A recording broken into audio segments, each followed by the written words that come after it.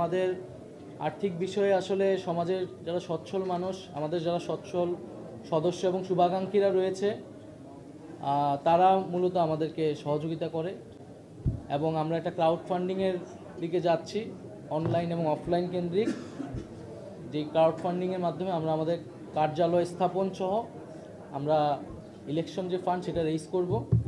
তো সেটার একটা ভুল অনুবাদ দেশের বিভিন্ন গণমাধ্যমে আসলে এসেছে, সেটা একটু সংশোধনের জন্য আমার অনুরোধ থাকবে।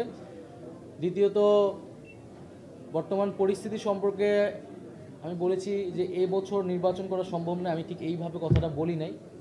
আমি বলেছিলাম যে এখন দেশের যে আইন শৃঙ্খলার পরিস্থিতি, সেই পরিস্থিতিটা পুলিশ যেরকম নাজুক অবস্থায় আছে, এইরকম নাজুক অবস্থায় নির্বাচন করাটা অনেক বেশি কঠিন হবে এবং এই পুলিশ প্রশাসনের কিন্তু একটা সুষ্ঠু নির্বাচন করার অভিজ্ঞতা দীর্ঘদিনের নেই, তাদের সক্ষমতা পরীক্ষা হয় না দীর্ঘদিন ধরে। সেই জায়গা থেকে আমি বলেছি যে আমাদেরকে অবশ্যই নির্বাচনের আগে এই যে পুলিশিং ব্যবস্থা আছে, আইন শৃঙ্খলার যে পরিস্থিতি আছে, সেটাকে অবশ্যই উন্নত করতে হবে এবং সেটার জন্য সরকারের পাশাপাশি রাজনৈতিক দলগুলো যারা রয়েছে, বিভিন্ন সামাজিক শক্তি যারা রয়েছে, তাদেরকেও এগিয়ে আসতে হবে এবং সহযোগিতা করতে হবে। এবং নির্বাচন যে কোনো সময়ের জন্য, নির্বাচনের জন্য নাগরিক পার্টি তার মানসিকতা এবং প্রস্তুতি রয়েছে এবং আমরা নির্বাচন সামনে বলেছি যে আমরা আমাদের জায়গা থেকে গণপরিষদ নির্বাচন দেখতে চাই জাতীয় সংসদের পাশাপাশি। তো সেটার আগে নির্বাচন কেবলমাত্র নির্বাচনই জাতীয় নাগরিক পার্টি বা এনসিপির এই মুহূর্তের একমাত্র দাবি নয়। আমরা গণপরিষদ বা জাতীয় নির্বাচনের কথা বলছি, কিন্তু তার আগে আমরা দৃশ্যমান বিচার কার্যক্রম দেখতে চাই এবং যে ঐক্যমত সংস্কারের জুলাই সনদ, যেটাতে সবার স্বাক্ষর হওয়ার কথা, জনগণ দেখতে পাবে কোন রাজনৈতিক দল জনগণের রাষ্ট্রের সংস্কারের পক্ষে আছে বিপক্ষে আছে, সেই জুলাই সনদটা আমরা নির্বাচনের আগে কার্যকর হিসেবে দেখতে চাই।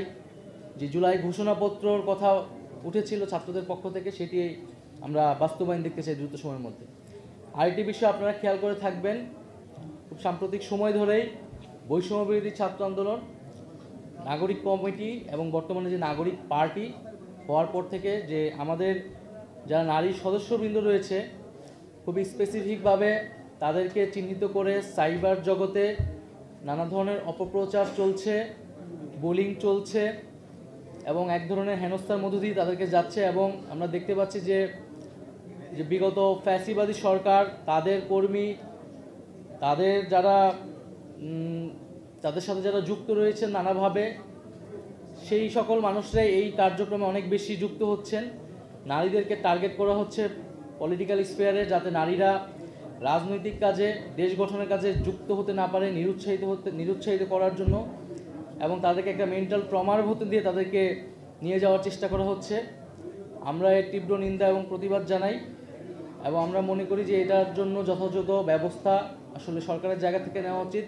সামাজিকভাবে আমাদের এই সকল নারী, যে কোনো রাজনৈতিক দলে যারা ফ্যাসিবাদের বিপক্ষে ছিল, তাদের পক্ষে আমাদের জোরালো কণ্ঠস্বর রেইজ করা উচিত এবং তাদের পক্ষে অবস্থান নেওয়া উচিত।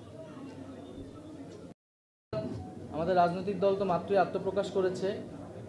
আমরা এখন নিবন্ধনের জন্য যে শর্তাবলী পূরণ করতে হয় সেটাতেই মনোযোগী হচ্ছি। তৃণমূলে আমাদের সাংগঠনিক বিস্তার কার্যক্রম যেটা, আমরা সেটা রমজান মাসে কিছুটা শুরু করেছি, রোজার পরে পুরোদমে শুরু করব এবং তারপরেই মূলত আমরা এই বিষয়গুলো নিয়ে আসলে মন্তব্য করব আমাদের দলের